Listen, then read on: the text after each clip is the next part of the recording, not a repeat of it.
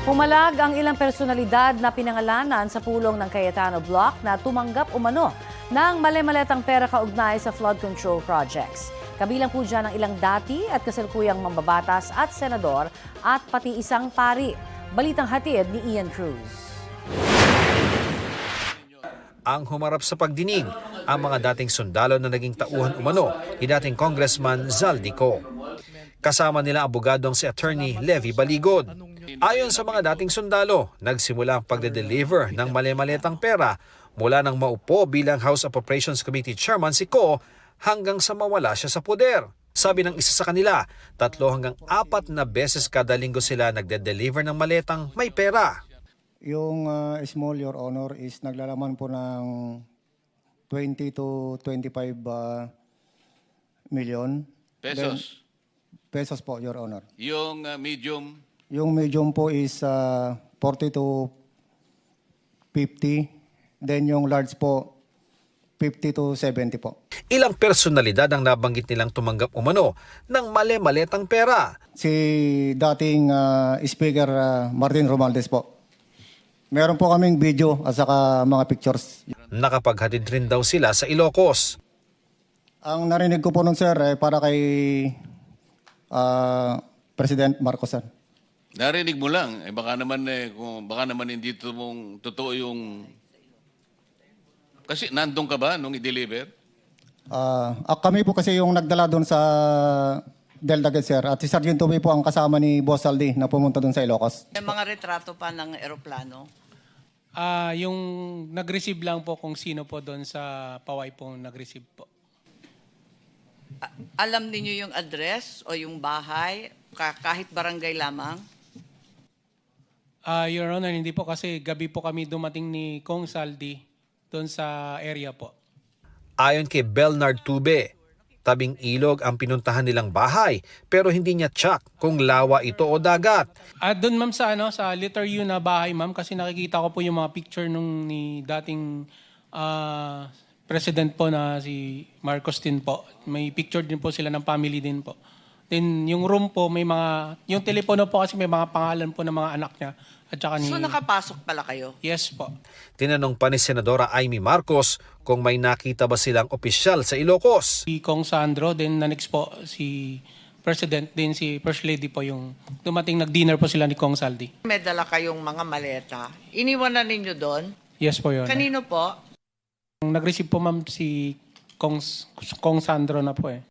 Binasa ni Cayetano na nakasaad sa affidavit ng mga dating sundalo na kasama sa nahatira ng maleta si Senador Tito Soto noong panahon ng kampanya noong 2024. Nagulat ako dito po sa letter E42, nakalagay dito, nag-deliver kay Senator Tito Soto. In-advise na kami ng team leader namin na mag-proceed na sa building ni Tito Soto sa Baclaran.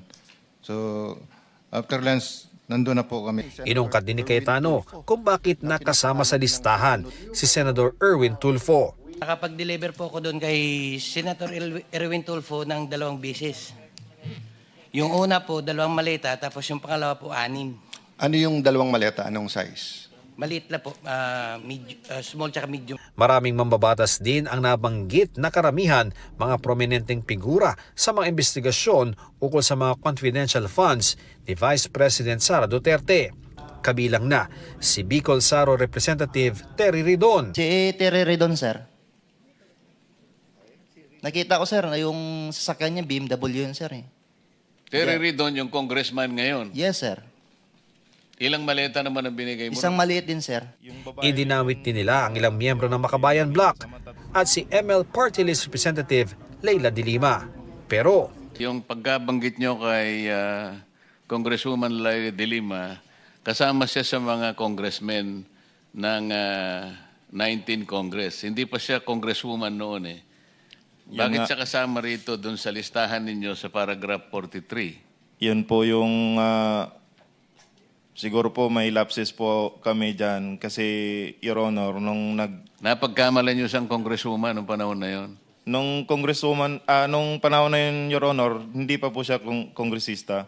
Pero Pero- yung namimit na po kami ni Attorney Baligod, kung congresswoman na po kasi siya. Kasama rin daw sa nahatira ng pera si Father Flavie Villanueva na kilalang tumutulong sa pamilya ng biktima ng extrajudicial killings noong panahon ng war on drugs.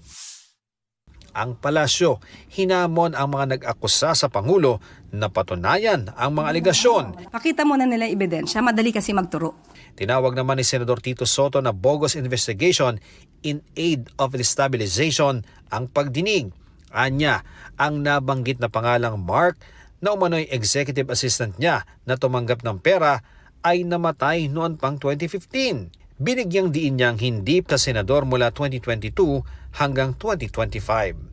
Pumalag din si Senador Erwin Tulfo sa akusasyon sa kanya kasi kasinungalingan daw ito. Kaya kahit si Gumban ay nalilito, partikular niyang pinuna ang paiba-iba umanong bilang ng maleta at halagang laman nito na binanggit ni Gumban. Hamon pa ni Tulfo, magkita-kita na lang sa lehitimong Blue Ribbon Committee hearing. Kabilang ang 18 Marines sa inimbitahan ni Tulfo sa pagdinig sa Lunes. Si Tulfo ang chairman ng Blue Ribbon Committee sa kabilang paksyon. Itinanggi rin ni dating Senador Antonio Trillanes IV ang mga aligasyon. Pagdidiin ni Trillanes, hindi siya tumanggap ng pera mula sa dating mamabata sa si Zaldico para ibigay sa ICC o sa anumang rason. Dahil daw dito kaya muling maghahain ng kaso si Trillanes. Dati na ring sinabi ng ICC na di sila tumanggap ng pera kanino man kaugnay ng mga kaso dito sa Pilipinas. Itinanggi rin ng mga kongresistang binanggit ang mga aligasyon. Kasi nangalingan po yung sinasabi po ni Jolene Cadyao, no? Kahit anong panahon, sa kahit anumang lugar, wala pong dineliver sa akin na kahit ano pong maleta.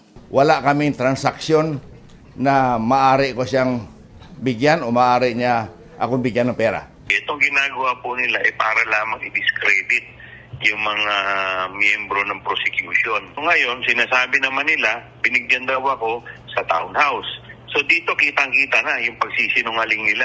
Sabi naman ni Congressman Pepito Alvarez, ang pagdawit sa kanya ay posibleng may kinalaman daw sa hindi niya pag-endorso sa impeachment complaint laban sa Pangulo. Si Mike Defensor nagpadala sa akin ng impeachment ni Pangulo. Ako yung unang nandito sa cellphone ko, gusto nyo makita.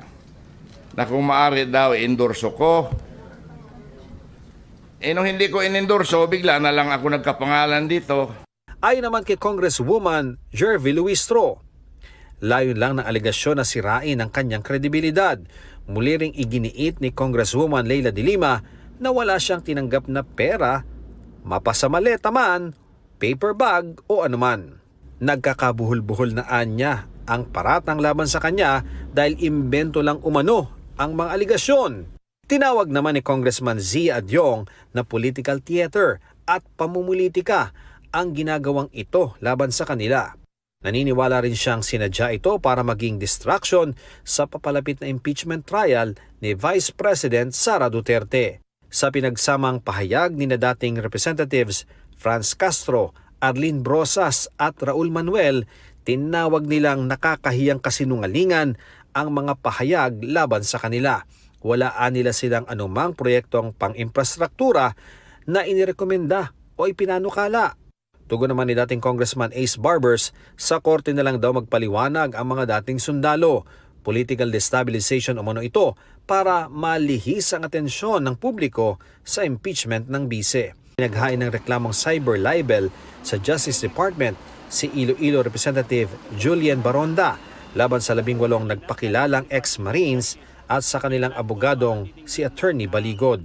Sabi pa ng kampo ng mababatas, ang karapatan sa malayang pamamahayag ay hindi sumasaklaw sa anilay sadyang paglikha ng mga gawa-gawang aligasyon na ang tanging layunin ay sirain ang reputasyon ng iba, iligaw ang publiko at pahinain ang tiwala sa public institution. Dinipensahan naman si Father Flavie Villanueva ng organisasyong kanyang kasama sa pagtulong sa mga naulila ng mga biktima ng extrajudicial killings. Anila, hindi lang mali ang mga paratang kundi malisyoso, mapanira at walang katarungan para sa isang pari na tumutulong sa mga mahihirap at pamilya ng mga EJK victim. Hindi raw totoo ang aligasyong may delivery ng maleta malapit sa isang simbahan sa Mindanao Avenue. Dahil wala raw simbahan sa lugar na tugma sa description ng mga testigo. May sinimula na raw silang legal na hakbang para panagutin ng anilay mga piniling magsinungaling. Sinusubukan pa namin kunan ng pahayag ang iba pang mambabatas na pinangalanan ng mga nagpakilalang dating sundalo. Ian Cruz, nagbabalita para sa GMA News.